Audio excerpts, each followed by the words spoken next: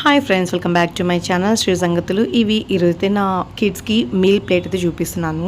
So నేనైతే కిడ్స్కి ఏం భోజనం పెడుతున్నాను ఏంటి అని కూడా చూపిస్తాను చూడండి.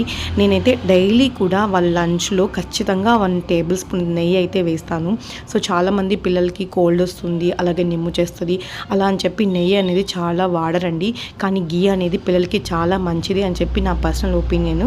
అందుకని నేనైతే మ్యాక్సిమం కూరల్లో ఒక పెరుగులో తప్పి నుంచి మిగతా అన్నిట్లో పప్పులోను, పులుసులోను, పచ్చడిలోను, అలాగే రసంలోను అన్నిట్లో కూడా ఒక స్పూన్ అయితే నెయ్యి యాడ్ చేస్తాను. అది గుడ్ కొలెస్ట్రాల్ కిందకు వస్తుంది పిల్లలకి.